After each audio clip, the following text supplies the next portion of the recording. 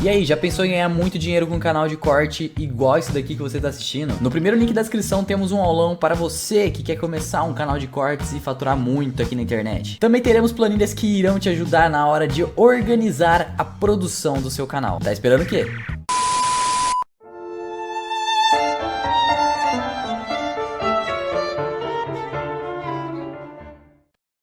E aí galera, beleza? Como é que vocês estão? Meus amigos, conforme nos aproximamos da reta final, o tom do discurso da mídia e da esquerda começa a mudar de novo. Sai aquela sensação que tá tudo bem, tá tudo dando certo, porque tivemos aí aquela confusão no domingo, e volta a sair aquelas matérias preocupadas, aquele tom de apreensão, e temos muitas notícias positivas para comentar ao longo do vídeo de hoje. Mas quero começar só trazendo atualização do que diz respeito ainda à denúncia lá do governo em respeito às rádios. Aí depois a gente começa a falar de eleição. No primeiro tópico, quero falar com vocês sobre pesquisas eleitorais, trazer algumas informações bem relevantes, mostrar algumas coisas que a imprensa acho que comentou no dia de ontem, que eu acho que são muito estranhas. Depois tem muito conteúdo mesmo para nós falarmos no que diz respeito apenas à disputa presidencial, Bolsonaro versus Lula. Não que sobre eleição não tenha a ver com ambos, mas também quero falar do estado de São Paulo, quero falar do Tarcísio, quero falar do Haddad, relembrar algumas coisinhas que parece que a própria imprensa esqueceu. E por fim quero falar da nossa democracia, ela sempre está em risco, mas eu tô achando que a turma já tá planejando um discurso que, caso Bolsonaro vença, que eu acho que as chances estão cada vez maiores, ele já tem aí possivelmente um caminho para começar a atacar Bolsonaro, falar que Bolsonaro assim não vale, é um presidente legítimo e diversas coisas. Enfim, muita coisa pra gente comentar e já vamos começar. Ontem, a turma aí do governo apresentou um relatório, apresentou aí um material.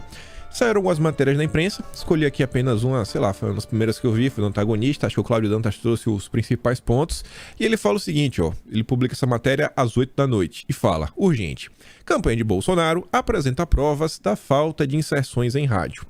Trouxe aqui os principais momentos da matéria e o Cláudio diz, ó, a campanha de Jair Bolsonaro protocolou há pouco no Supremo petição em que detalha as provas usadas para sustentar a denúncia de que rádios, especialmente no Nordeste, deixaram de veicular mais de 150 mil sessões de propaganda eleitoral do presidente. Os advogados anexaram um relatório com login e senha de acesso de auditoria de mídia realizada pela empresa Audience Brasil Tecnologia Limitada. Também fizeram um recorte amostral de 8 rádios de municípios da Bahia e de Pernambuco que deixaram de veicular 730 inserções da campanha de Bolsonaro, o que acabaria, né, meio que beneficiando indiretamente o Lula. Veja a tabela abaixo. É a tabela que ele coloca essa, né? Aí o Cláudio Dantas coloca um recorte da peça apresentada. A peça tem 35 páginas. Diversos perfis postaram ontem o link para ter acesso à petição, né, a peça. Vários perfis também postaram o link do Google Drive, que tem mais algumas informações, mais alguns relatórios, mais alguns áudios. A gente fala disso também. Aí o Cláudio Dantas diz, ó, na verdade não é o Cláudio Dantas, ele só fez o recorte da peça. Para que se aquilate a gravidade da irregularidade noticiada, a título exemplificativo, pode-se comprovar, em pequena amostragem de 8 rádios, nominalmente referidas, em apenas uma semana, significativa discrepância de 730 inserções em desfavor da campanha do candidato peticionário, informa a petição. Aí coloca lá as rádios, né? Tá o município: Recife, Santo Antônio de Jesus, Feira de Santana, Vaz da Roça, Poções, Bahia, Recife, Surubim, Itamaraju, inserções ali para Bolsonaro, inserções para Lula, a diferença entre ambas. O Cláudio Dantas volta e diz, ó, nesta amostragem, a campanha também se deparou com outro problema, excesso de inserções a favor do petista.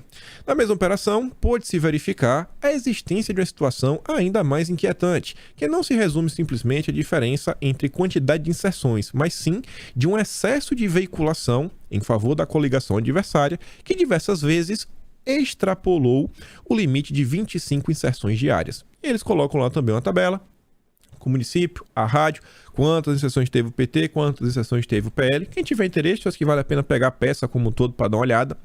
O Sampancha lá do Metrópolis, ele coloca aqui um print da pasta do Google Drive, que você encontra, sei lá, material como isso. As rádios, você entra lá em cada pasta dessa, tem relatórios assim, com a descrição maior.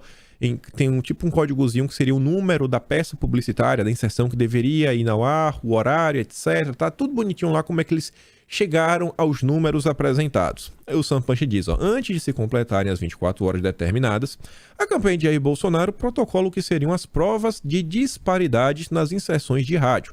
Além de relatórios, há também as gravações.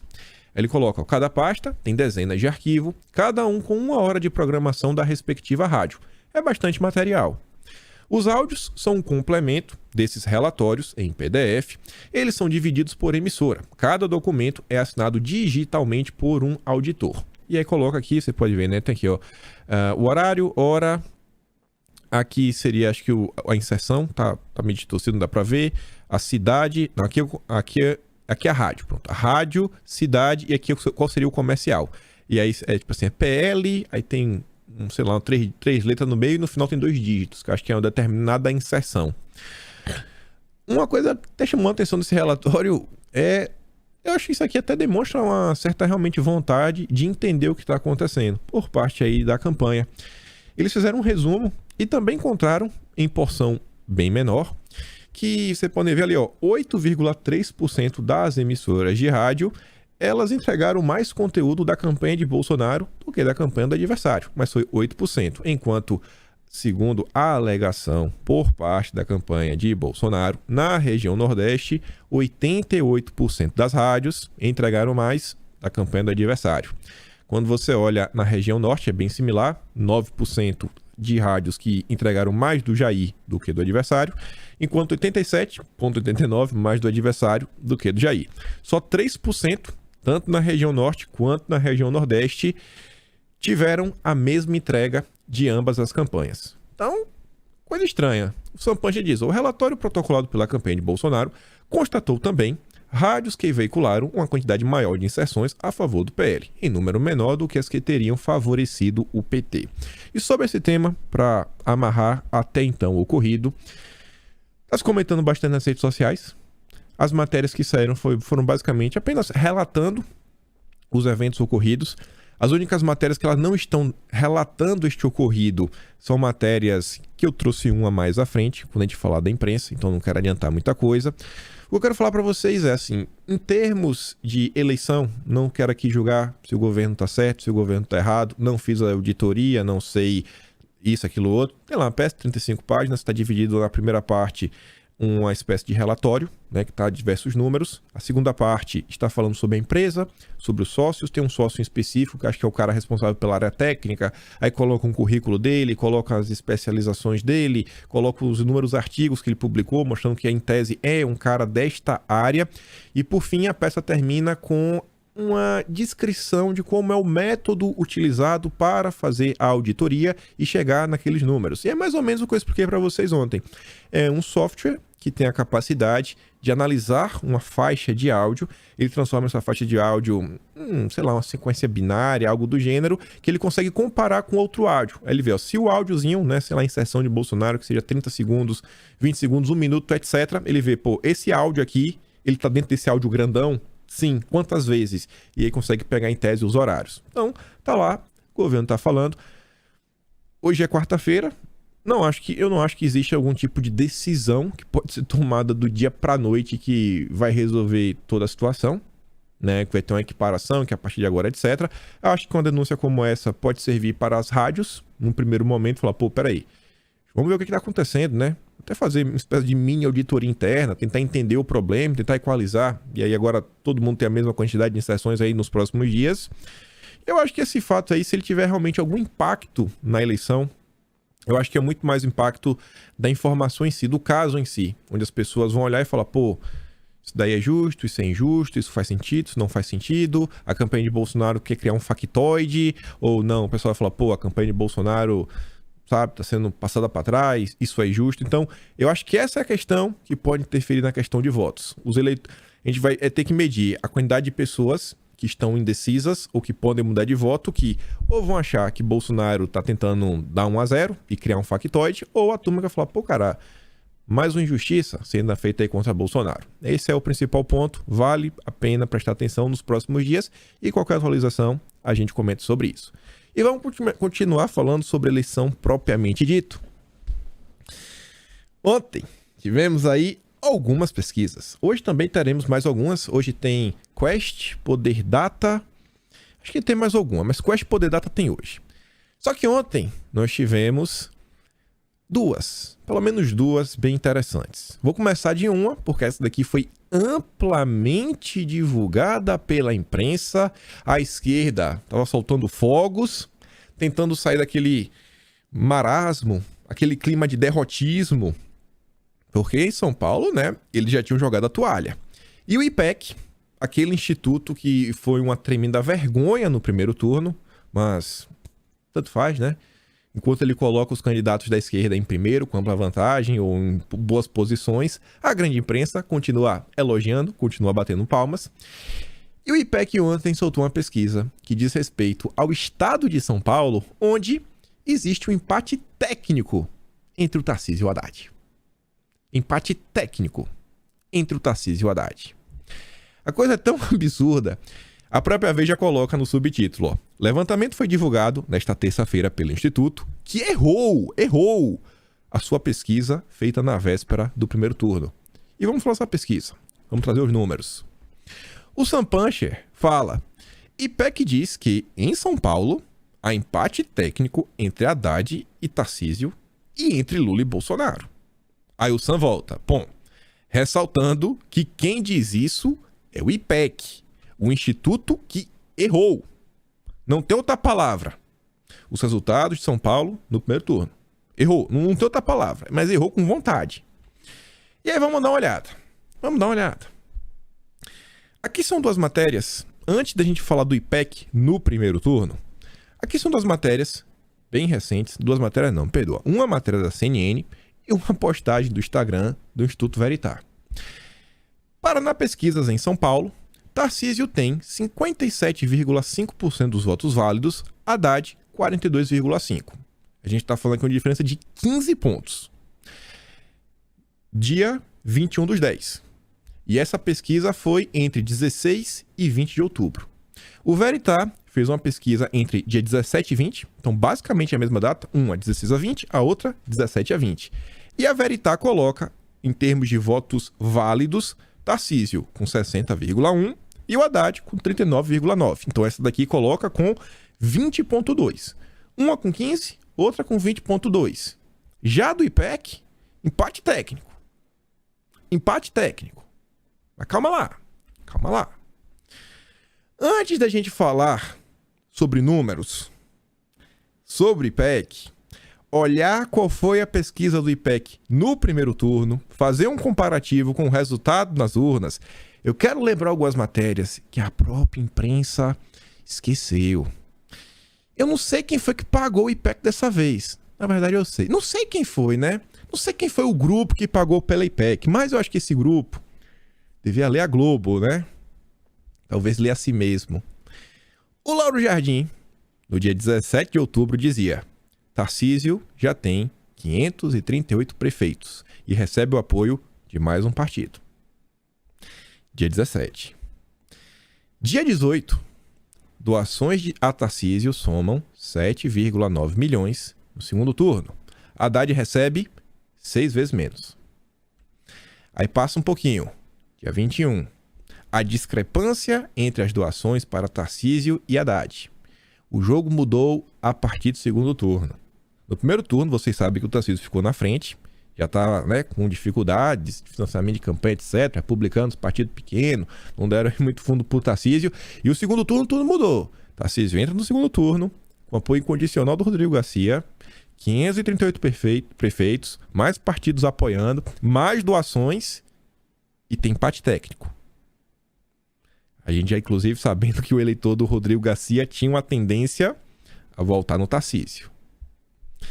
O opositor de Tarcísio, o Haddad, tem tido maior dificuldade para garantir recursos por meio de doações privadas. Dia 23, à frente em São Paulo, Tarcísio já discute nomes para o governo, enquanto Haddad busca a virada. Ele tá falando, pô, esquece o clima de já ganhou, vamos continuar trabalhando. Isso aqui a gente bateu na tecla, falando que o Tarcísio estava focando sua campanha, principalmente na grande São Paulo, porque foi uma região onde o Bolsonaro não pontuou bem. O Bolsonaro foi muito bem no interior do país, né? Do país também como um todo, mas no interior de São Paulo, então tinha que focar na capital. Dia 23 de outubro também. Olho na grana de Haddad. O desânimo começa a tomar conta, começa a tomar a campanha de Haddad para o governo de São Paulo. A descrença numa virada é tanta que petistas sugeriram a presidente do partido, a Gleisi Hoffmann, que remaneje dinheiro para a campanha de Lula. Todo mundo tem... Cara, estamos no fim, bicho. Estamos no fim. Mas segundo o IPEC, chega, tem empate técnico. Empate técnico, mas beleza. E olha só isso daqui.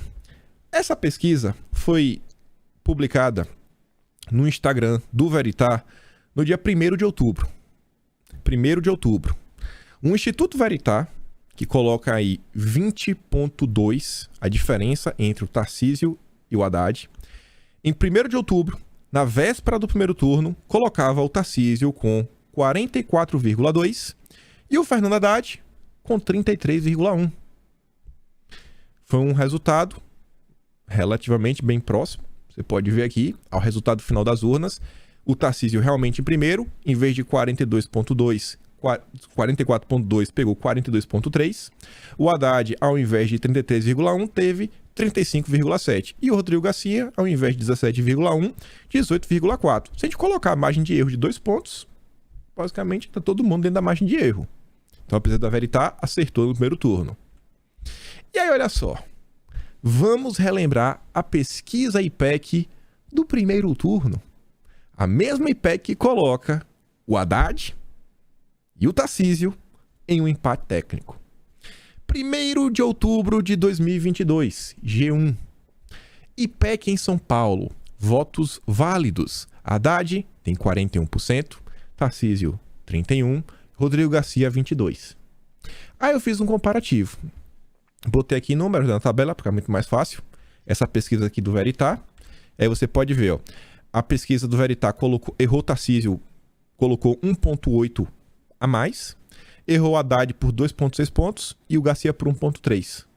Já a IPEC, que coloca agora ambos empatados, no primeiro turno, errou o Tarcísio por 11 pontos, 11,3 a menos. Acho que tiveram um problema para captar o voto bolsonarista. Então, se essa pesquisa atual, a diferença entre o empate técnico é 3 pontos de diferença. Então, 3 pontos. Empate técnico mostra ter 3 na frente. Então, a gente pega 3, coloca 11 em cima. Então, a gente tem 3 com 11, 16. E o Haddad, na pesquisa do IPEC, erraram 5 pontos para mais. Superestimaram o Haddad. 5 pontos para mais. Ou seja, então a gente vê aqui, né? A gente tá 3 diferentes. Então a gente tem que botar mais 11 pro Tarcísio. Desculpa, 3 com 11 não é 16. 3 não é 14. Então 3 com 11, 14. Com 5,3.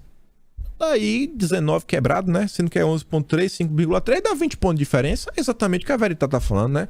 A margem de erro de 16 pontos que o IPEC teve no primeiro turno. Realmente, quando a gente coloca aí 16 pontos mais 3, bate o 20. É um absurdo. É um absurdo. É um absurdo. É igual a Atlas ontem, que coloca em intervalo de 10 dias, Bolsonaro não só perdendo no Centro-Oeste, não só perdendo, como adversário crescendo 15 pontos. Pessoal, assim... Pode acontecer, pode, mas é um cenário que é assim, é assustador, você não consegue entender. Ontem mesmo a gente falando do Centro-Oeste, a própria imprensa tinha noticiado que o candidato da esquerda tinha desistido de fazer novos comícios, levar a campanha para o Centro-Oeste porque considera um reduto bolsonarista. Onde o estado do Mato Grosso do Sul é uma disputa onde os dois candidatos estão brigando para ver quem é o mais bolsonarista entre eles. Pelo amor de Deus. Pelo amor de Deus. O que está acontecendo nesse momento, a meu ver, é algo muito similar que aconteceu no primeiro turno. A imprensa no primeiro turno, naquele final, mas gerou uma sensação, tentou gerar uma sensação de desânimo para colocar as pessoas para baixo. E isso tem uma razão. Eu acho que essa decisão, né, o que eu acho, né, é o que eu já li e vou comentar com vocês, vai ficar definida em quem não for votar. Quem não for votar é que vai decidir essa eleição. Mas a gente chega lá. E olha que interessante. A gente vem comentando sobre a pesquisa IPEC desde a virada aí para o segundo turno. As primeiras pesquisas do IPEC já saíram no segundo turno, mostravam que quando você pegava a pesquisa e você fazia a reponderação para o PNAD de 2021, o PNAD de 2021, quem não assistiu, chegou aqui agora nesse vídeo, nunca viu minha cara, é o seguinte, quando você faz a pesquisa, você tenta recortar um extrato da sociedade. Por quê? Porque, vamos botar assim, 50% do povo brasileiro recebe até 2 salários mínimos, 20% recebe entre 2 e 5 salários mínimos, mas tanto por cento recebe entre 5 salários mínimos até 10 e mais tantos por cento acima de 10 salários mínimos. Então você tenta fazer uma pesquisa para bater esses mesmos percentuais, que é mais ou menos como a sociedade está dividida. A mesma coisa, quantidade de homens, quantidade de mulheres. Para você tentar realmente pegar, não falar aqui, essa pesquisa realmente se baseia na divisão da sociedade. E aí quando o pessoal estava olhando a IPEC, ela não estava seguindo o PNAD de 2021. Acho que ela estava pegando um dado anterior, acho que do censo do IBGE, etc. E aí pegaram a pesquisa IPEC para presidente do primeiro turno, reponderaram, e mesmo reponderando, Lula 40,6, Bolsonaro com 40,9. Mas você vê que essa reponderação, diferente da pesquisa que colocava 14 pontos de diferença dos candidatos, agora coloca os candidatos aqui, né, 5,6, não, 5,4 de diferença entre eles. E, em tese, estaria meio que na margem de erro. Se botar uns 3 pontos, fica na margem de erro, tanto para o Lula quanto para Bolsonaro. Mas o Lula não avecia. Aqui está muito mais próximo. Então, assim, a pesquisa IPEC, ela vem errando de forma absurda. E se você considera a reponderação, ela realmente consegue se aproximar um pouco mais. E o que é que a gente viu nesse segundo turno? Que a reponderação vem colocando o Bolsonaro à frente. Mas vamos continuar. E aí, um instituto que chegou muito mais próximo no primeiro turno, não acertou de cravar, mas chegou muito mais próximo, foi o Paraná Pesquisas. E o Paraná Pesquisas ontem soltou uma notícia, mas aqui é a típica notícia que pelo menos eu não vi ser publicada no Globo. Eu não vi o Paraná Pesquisa publicado no Globo, na Folha. Eu não vi, porque não interessa ao consórcio. E o Paraná Pesquisas mostra que a diferença entre Lula e Bolsonaro, na pesquisa que eu acho que é a mais importante de todas, que é a espontânea, porque quando você pergunta pro cara, vai votar em quem? Bem que quando o cara sabe que é pesquisa, etc., tem aquele voto estimulado, fala, cara, o cara às vezes pensa em votar. Mas isso aqui é boa porque tem gente que já fala assim, não sabe, o que não sabe às vezes é que tá com vergonha, mas você também consegue medir, né, o nulo, etc. Mas enfim, a diferença de Lula para Bolsonaro é 0,4 pontos. Essa diferença só está caindo. Já tá no cabelinho de sapo. Confirma, inclusive, a matéria de ontem, que a gente comentou no vídeo de ontem, que tinha saído no dia anterior do Murilo do Paraná Pesquisa, que falava que essa eleição seria decidida no detalhe. Aí você pega aqui outros dados, ó. Na estimulada, em termos de votos totais, a diferença também 0,4. 46,3, 45,9. Na estimulada, votos válidos também continua 0,4. 50,2, 49,8. Isso aqui significa que a diferença real mesmo é menos de 0,21. Porque com 0,2, se Bolsonaro ganha 0,2, ele vai a 50 e o candidato também perde 0,2. Então fica 50-50. Cada voto agora vale 2. Cada voto convertido vale 10. E aí, olha só. Estimulada, votos válidos, comparativo.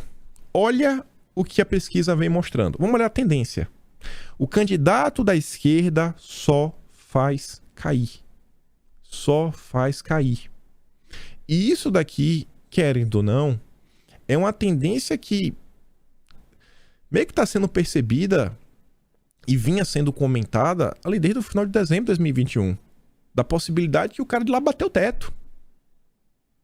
Você consegue, assim, de boa, sem emoção, sem você querer puxar um saco de Bolsonaro.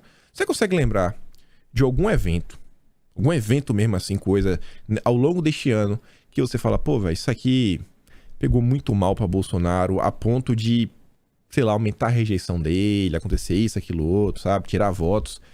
Porque eu só consigo pensar no contrário. Eu consigo pensar lá no outro candidato. As gafes, as derrapadas, os erros, os debates, as faltas nas sabatinas. E você vê, ó, a boquinha de jacaré, ó, tá fechando. Tá fechando. E até domingo tem muita água pra rolar. Tem muita água pra rolar. Vamos continuar. Isso aqui eu também achei muito interessante. Rejeição entre os candidatos. A rejeição de Bolsonaro caiu, está ali, né? Meio que ficou em comparação com uma pesquisa. Mas a rejeição do adversário dele, o Barba, só faz crescer. E agora as rejeições estão empatadas. A batalha de rejeição realmente empatou nesta final de temporada. E aí? Este modo comparativo, né? Você vê também que Bolsonaro segue na crescente, o outro segue caindo. E o UOL soltou essa nota aqui ontem. É um agregador, né? Você coloca aí, ó, o agregador de pesquisas do UOL é uma ferramenta criada pelo estatístico Neali Eldash, do site Pulling Data, que reúne pesquisas de opinião feitas por 20 empresas diferentes. Bolsonaro com 46, o adversário com 47. A eleição vai ser um detalhe, no cabelinho de sapo. E sobre isso, ontem um texto foi publicado no Antagonista, interessante, o texto é do Leonardo Barreto, um cientista político, segundo o Antagonista, que é o seguinte: em 15 estados, Bolsonaro cresceu 10 vezes mais que Lula e já pode estar liderando corrida presidencial. Em artigo exclusivo para o Antagonista, o cientista político Leonardo Barreto, diretor da Vector Research, defende o uso dos recortes estaduais das pesquisas presidenciais para se aproximar da real intenção de voto do eleitor. Ao calcular a média ponderada desses índices no segundo turno, Barreto diz que Lula e Jair Bolsonaro estão mais próximos do que o registrado nas pesquisas nacionais, com possibilidade do atual presidente já estar na frente. Segundo ele, o diagnóstico sugere que a abstenção terá papel fundamental no resultado do dia 30. As empresas nacionais de pesquisa convergiram recentemente para um cenário de empate técnico com uma ligeira vantagem de Lula sobre Bolsonaro, 52-48. É sabido, no entanto, que houve muita dificuldade de captar o voto bolsonarista no primeiro turno. E o mesmo fenômeno pode se repetir no próximo domingo. Levantamento feito pela Vector Research, empresa de risco político localizada em Brasília, listou as últimas pesquisas estaduais com pergunta para presidente em 15 estados. Veja a tabela. Eu vou mostrar a tabela. Os dados sugerem que Lula e Bolsonaro estão mais próximos do que o registrado nas pesquisas nacionais, com a possibilidade de Bolsonaro realmente já estar na frente. E olha só, na média ponderada, considerando o peso de cada estado sobre o total de votos, Bolsonaro cresceu 10 vezes mais do que Lula, 7,8 contra 0,78, dando força à hipótese de que o estoque de votos petista chegou perto o limite do primeiro turno. O critério para a escolha do estudo é sempre o último relatório divulgado, sem discriminação de autor. A questão, no entanto, é: o crescimento é suficiente para uma virada? O crescimento que Bolsonaro teve já é suficiente para virar? Os resultados dos estados com pesquisa disponível foram agregados aos dos estados sem pesquisa. Nesse caso, repetimos a votação do primeiro turno na simulação. Então, só, ele pegou 15 estados que tiveram pesquisas e tiveram 10 estados que não tiveram pesquisa. Aí, né, o cientista político, o Leonardo, ele fez o quê? Ele pegou o resultado do primeiro turno desses estados e replicou. A gente não sabe se Bolsonaro cresceu. Eu acho que teve uma tendência aí de crescimento de Bolsonaro ao redor do país. Beleza, ele deve ter, quem sabe, perdido num lugar ou outro, né? O outro candidato ter avançado. Mas ele fala, né? Pegando esse cenário, 10 estados você repete o primeiro turno, 15 estados você pega essas pesquisas atuais, o placar passa a ser 49,05 contra 49. Diferença de 0,05%. 0,05%. É muito pouco voto. Muito pouco voto. Empate absoluto. Não é mais técnico, é empate absoluto agora. Não tem empate técnico, absoluto. Essa situação reforça o diagnóstico de que a abstenção terá um papel central no resultado, algo que nunca foi considerado como variável importante em todas as eleições anteriores realizadas desde 1989. Ou seja, o eleitorado que quiser mais, o mais mobilizado, com maior comparecimento, é o que deve ganhar a eleição. E o que foi que a gente viu acontecer no que diz respeito à abstenção de segunda-feira passada, sem ser essa agora, da semana passada, para cá. Segunda-feira retrasada, já começa com o Partido dos Trabalhadores indo lá falar com o Judiciário da importância do transporte gratuito, para as pessoas poderem votar, né, ter passe livre, etc. Saíram várias matérias, por exemplo, na Folha de São Paulo, a Mônica Bergamo, nossa, ela tava assim, não, até as entidades, mais de 100 entidades estavam cobrando o prefeito de São Paulo, Ricardo Nunes, para ter passe livre aí. Aí já estão cobrando agora o Rodrigo Garcia para ter até o passe livre interestadual. Não pode cobrar. E tá uma preocupação para ter ônibus, o tempo todo, saem várias matérias sobre isso. E a campanha de Bolsonaro tá bem de boa, né? Bolsonaro fala assim, vamos ser justos, ele até fala, sei lá, na sabatina, etc., nos podcasts, fala assim, cara, vai votar, independente, mas vai votar. Independente do candidato. Exerça a sua democracia, o seu direito.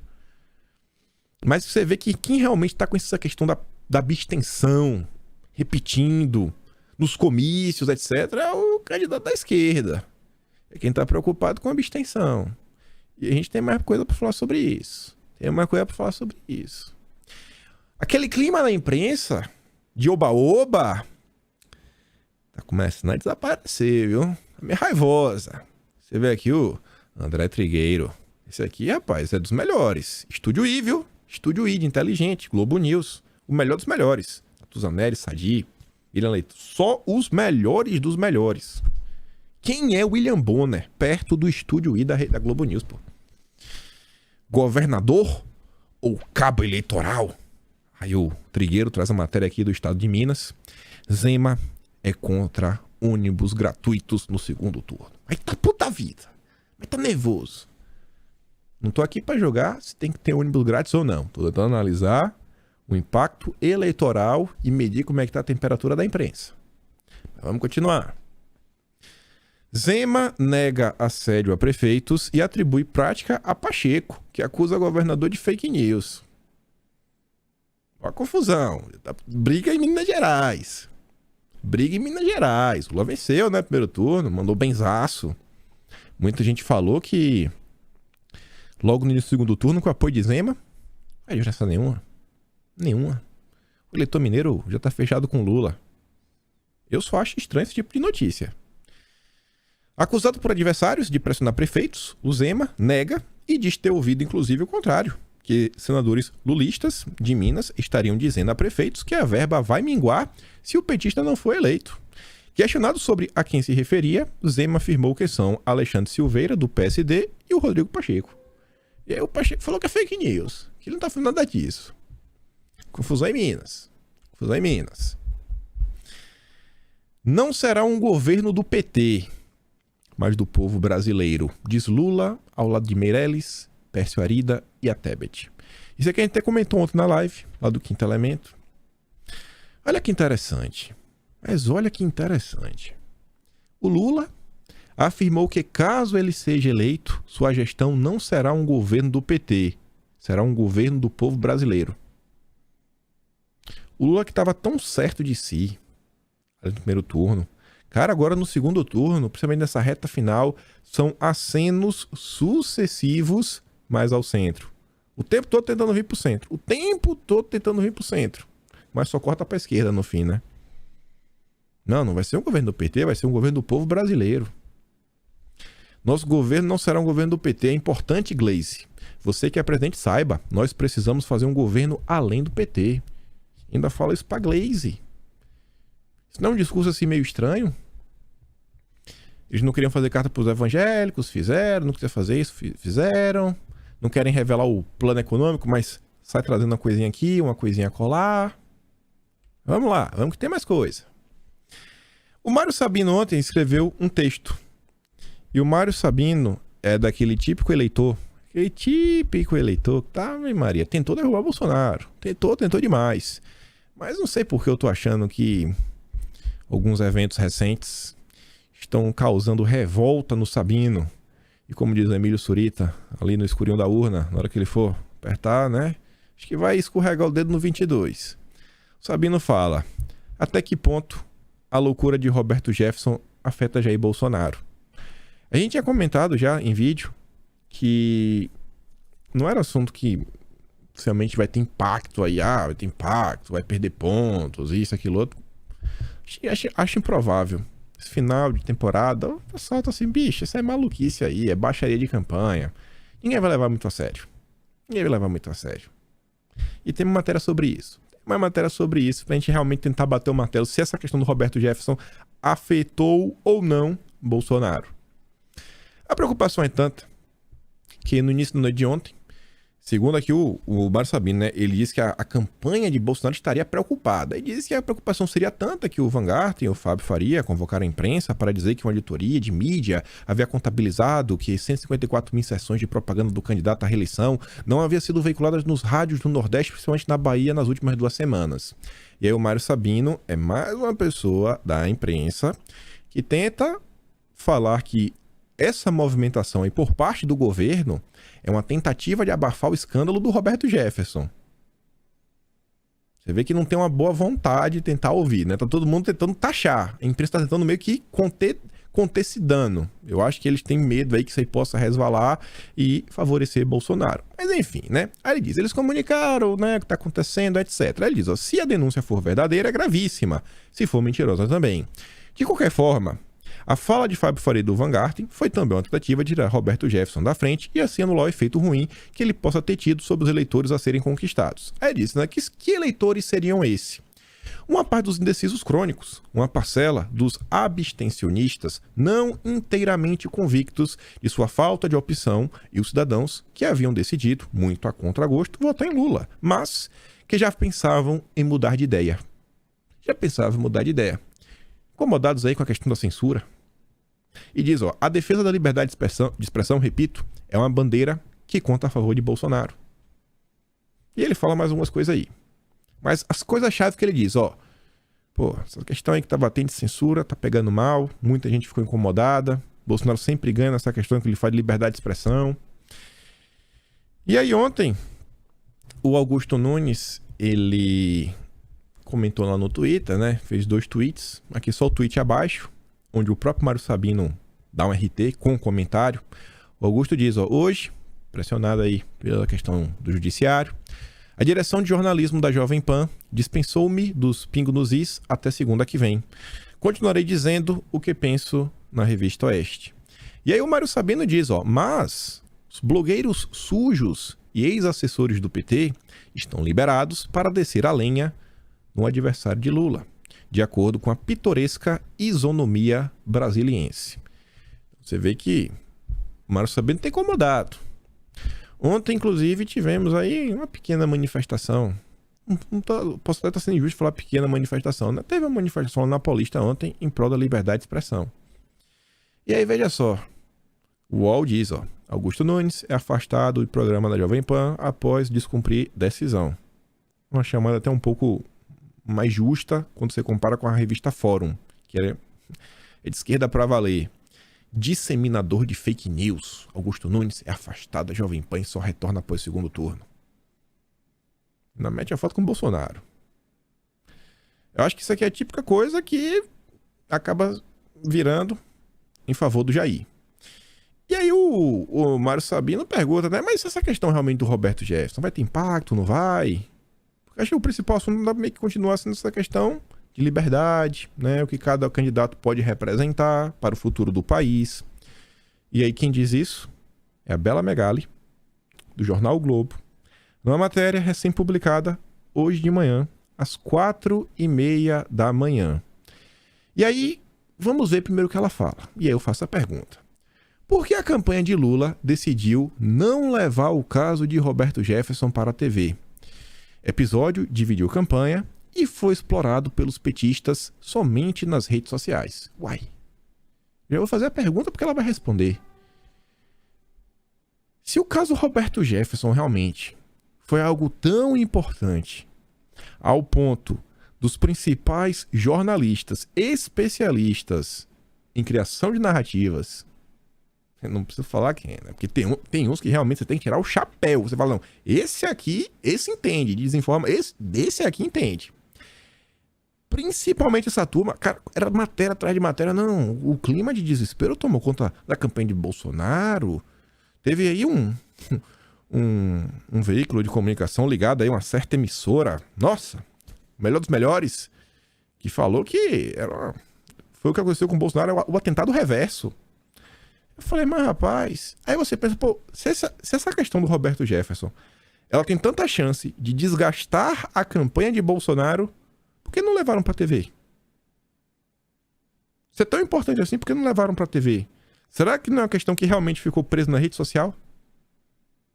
E o cara comenta assim, bicho, o que é que tem a ver Roberto Jefferson e Bolsonaro? Tá maluco, é? Tu quer me falar, sem emoção, sem passar pano pra Bolsonaro, tu quer me falar que no imaginário popular, Roberto Jefferson tem mais ligação com Bolsonaro do que com uns eventos que aconteceram no passado, ali, 2005, 2006. Lão, né? Também com Lão. Tu acha que na memória popular o Roberto Jefferson tem mais ligação com Bolsonaro? Que quando se fala em Roberto Jefferson, as pessoas pensam em Bolsonaro? Mas tudo bem. E a Bela Megali diz, ó, integrantes da campanha de Lula se dividiram, mas venceu a ala que defendeu não levar para a televisão o episódio do Roberto Jefferson. Esse grupo avalia que na reta final da eleição, a propaganda eleitoral tem que focar em pautas econômicas do Brasil real. É proposta. Agora, peraí. Se nessa reta final, o que importa é Brasil real, propostas, onde é que estava o candidato deles? Que não foi pra... Era pra ser um debate do SBT. Que era pra ser um debate também, o da Record. E aí ambos viraram uma sabatina que foi tão bem utilizada por Bolsonaro que todas as matérias que saíram da imprensa foram no tom que, sei lá, sem goleiro, Bolsonaro marcou vários gols. Falou o que quis, não foi rebatido, não sei o que, blá blá blá. Na Record, uma base de audiência aí... Tá se falando 10 milhões de pessoas alcançadas, segunda maior emissora do país.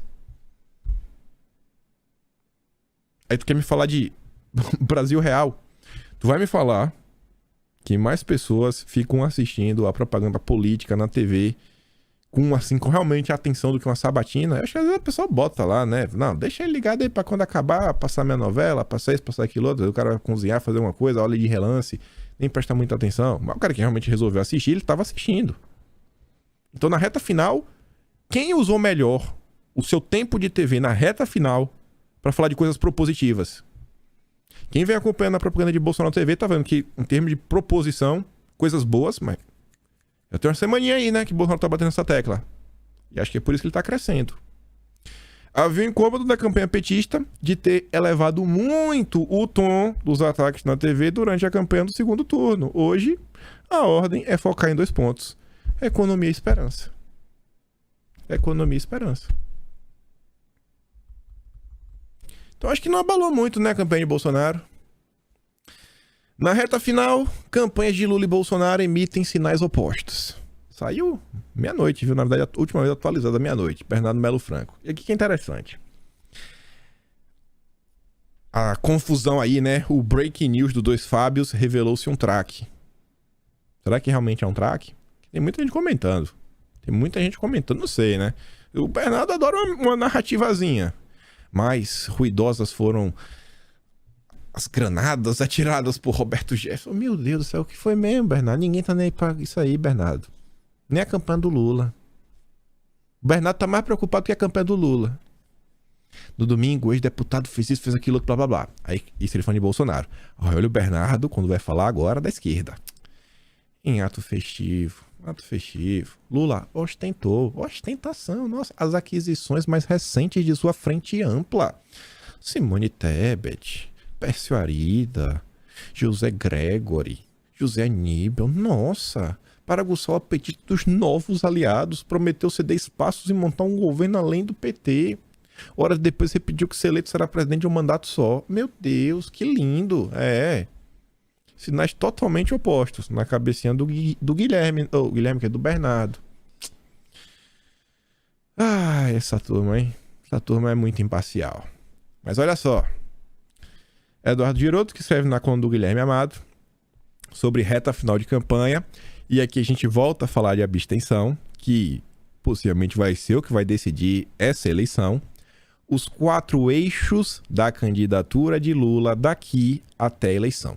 4 focos da campanha da esquerda, segundo a turma do Metrópolis. Primeiro, né? Insistir no discurso de combate à abstenção. Primeiro foco. O principal foco, número 1, combate à abstenção. Está no topo da lista. Combate à abstenção. É um consenso, ou seja, ninguém discorda, que o ex-presidente será prejudicado se menos pessoas forem votar. Quem é que tá cobrando passe livre, é ônibus, é isso, é entidade? Só a turma da esquerda. Aí querem me... Vocês estão entendendo? Quando eu digo pra vocês, assim, Bolsonaro pode perder no domingo? Pode.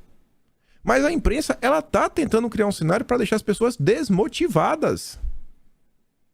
Pra deixar a turma da esquerda naquele assim, não tem mais o que fazer, tá perdido, certo, não vou nem votar. É isso que eles querem. Eles não querem que vocês continuem saindo, conversando com pessoas, convertendo votos. É uma batalha psicológica. O segundo ponto, mais voltado para a economia. O Tribunal Superior Eleitoral mandou excluir postagens das redes sociais de Lula que ligam Bolsonaro à redução do salário mínimo. A decisão mirou perfis de apoiadores do ex-presidente, mas aliados que não foram citados prometem seguir falando e postando sobre o assunto. Isso aqui é um absurdo, né? Sabe que é uma mentira e continua.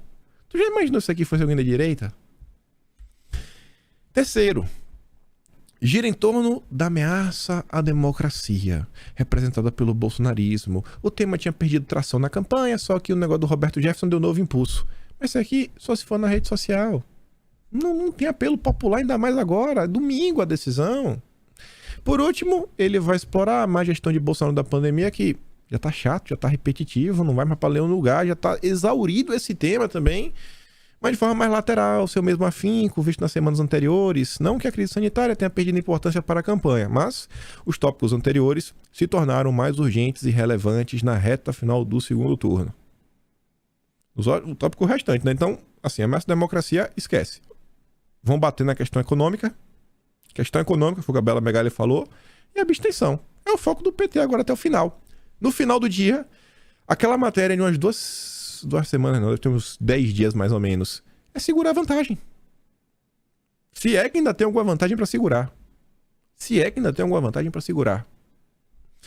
Aí você vê, a imprensa também, eu acho que tá empenhada contra Bolsonaro. Isso aqui não é ainda contra, eu pensei que era uma, mas se liga, aqui é só para mostrar, né? Além daquela decisão sobre a questão do salário mínimo, o Tribunal Superior Eleitoral concede direito de resposta a Bolsonaro em propaganda aí do adversário por associar Bolsonaro a questões absurdas, né? Meu corpo, minhas regras, povo aí da... Enfim, que toca o terror na sociedade. Aí veio a imprensa. Beto Carreiro anuncia desconto para clientes que vestirem verde e amarelo. Promoção fere lei eleitoral? O pessoal tá tentando problematizar, né? O cara ali fez um tweet, ó. Quem usar lá o Bolsonaro presidente ganha 22%, quem usar o outro lá ganha 13%. Aí colocou lá uns do carro, passaporte verde e amarelo. Então tá incomodada. Aí aqui é voltando pra imprensa, né? Aqui foi Folha de São Paulo. Mendonça rejeita pedidos para investigar Bolsonaro por fala sobre adolescentes venezuelanas. Sem emoção. Sem passar pano pra Bolsonaro. Tu acha que Bolsonaro é um criminoso, como estão tentando pintar? Eu acho que não. Eu acho que, inclusive, a própria Corte Eleitoral mandou que os vídeos fossem removidos por ser uma mentira, por ser uma notícia falsa. Se é uma notícia falsa, o Mendonça vai investigar por quê? Não faz sentido. Pelo amor de Deus. Só que, o que é que a Folha de São Paulo faz? Olha a foto que eles colocam. Bolsonaro abraçado com o Mendonça apontando pra ele, ambos dando risada. Pra dar a entender o quê? Que o Mendonça é um cara tendencioso? Que o julgamento do Mendonça não conta? Está passando pano pra Bolsonaro? Isso é jornalismo? Esse é o jornalismo profissional? Você vê que o Estadão é a mesma coisa. Mendonça diz que a oposição tenta usar a Suprema Corte politicamente e arquiva 5 notícias crime contra Bolsonaro no caso das adolescentes venezuelanas. Pra que colocar Mendonça apertando a mão de Bolsonaro? Quando fala de qualquer outro ministro, qualquer outro, você vê a imprensa colocando a foto deles com quem os indicou? E um tema desse, a própria Corte Superior Eleitoral falou que é fake news. Quem é que tá apreensivo nesse final de campanha? A imprensa e a turma da esquerda. Pode ter atrapalhado a questão do Roberto Jefferson? Pode. O que eu tô tentando falar do salário mínimo pode ter atrapalhado? Pode. Mas você vê que Bolsonaro segue fazendo campanha. Segue fazendo campanha. Segue fazendo campanha. Segue demonstrando apoio, demonstrando força. Live, sabatina, super live, podcast. Apoio do empresariado. Aí sai aí, acontece um evento, a Bolsa fala... A imprensa fez um caos tão grande, onde eu estava conversando lá na live, o Musa falou que a estimativa aí, que os papéis das estatais caíram 60 bilhões. Por causa do caos aí que gerado por Roberto Jefferson, o pessoal meio que perdeu a esperança em Bolsonaro. Mas grande parte por quê? Por culpa da imprensa. Isso, inclusive, é o que a gente bate sempre na tecla, né? Imagine se esses analistas de mercado, imagine se a imprensa não tivesse um interesse político, mas o interesse de realmente analisar fatos e colocar o fato de forma simples. Quando é coisa boa, notícia boa. Sem mas. Sem mas, porém, apesar, entretanto. Não, traz notícia boa. Aqui, ó. O governo também acerta. Faz análise certa. Tu já pensou? Tu já pensou na reação econômica que o Brasil tem? Tu já pensou que a imagem que o Brasil teria lá fora? Esse pessoal não gosta do Brasil. Eles não gostam do Brasil. Ontem o Bolsonaro estava na Bahia. Ele colocou alguns vídeos aí nas suas redes sociais. Acho que vocês deveriam olhar. Apoio bom aí da população. Uma quantidade de pessoas consideravam nas ruas. Foi em Guaimbim, foi em Barreiras. Ele colocou também o vídeo, acho que ontem no Twitter, que ele foi num assentamento lá no Distrito Federal. E aí tava lá, foi. Ainda pediu voto pro Semineto lá na Bahia. Semineto também, né? Não tá apoiando diretamente Bolsonaro, mas sabe como é. Tá a turma, né? Jogando de bastidor. Um apoio que o Bolsonaro não teve no primeiro turno. Enquanto isso, olha qual apoio que o adversário leva. Tasso se engaja na campanha de Lula e prega adesivo no peito. Meu Deus. Realmente, é sensacional. Olha essa imagem. Essa imagem é o retrato da democracia. Nossa, essa imagem transborda a democracia. Eu estou democratizado vendo essa imagem. Meu Deus. Ai. Bolsonaro segue ganhando apoio de pessoas que não faziam campanha para ele. Eu vejo novos nomes aparecendo nas redes sociais. Lucas Gonzalez, deputado aí do Novo. Bolsonaro é perfeito? Não. Errou? Sim. Vai continuar errando? Sim. Mas nada disso é motivo suficiente para se omitir e assim ajudar o outro candidato, né? Voltar ao poder. Reflita nisso. Não vote nulo. É um cara aí mais liberal, lavajetista. Até criticava bastante o Bolsonaro no passado. Tá aí. O adversário ontem concedeu uma entrevista aí, falou algumas coisas que eu acho que chamam a atenção. Não sei se pode prejudicá-lo, né? Mas acho que parte da população fica meio ressabiada. Ele falou isso aqui, ó, sobre cultura e a Rouanet. Olha, o Ministério da Cultura vai votar. Nós vamos criar em cada capital desse país um comitê de cultura E a Lei Rouanet vai voltar a funcionar financiando a produção cultural desse país.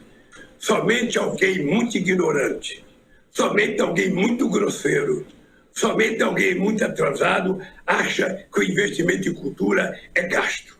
A gente pode transformar a cultura numa indústria de geração de riqueza, de geração de empregos, sabe, que pode trabalhar muito mais do que qualquer outro setor da economia. Então pode ficar certo, o Mauro, que vai voltar o Ministério da Cultura, vai voltar com mais sede, sabe, de fazer mais filme, mais peças de teatro, produzir mais livros, produzir mais arte, e financiada sim, financiada por empresas públicas, financiada por empresas privadas, porque esse país não pode prescindir da cultura. Precisa nem explicar, né? Em entrevista ele também falou isso daqui, ó. Desculpa, candidato, mas o senhor não acha que anunciar uma possível equipe econômica não tranquilizaria aqueles eleitores mais desconfiados? Não, veja, eu não estou para anunciar, eu não estou para tentar agradar o eleitor desconfiado. Se eu anunciar uma equipe econômica, se eu tiver 2 economistas, eu vou perder 10, eu vou perder 15. Ou seja, eu não quero perder voto. Desculpa, candidato. Ou seja, eu não quero perder voto.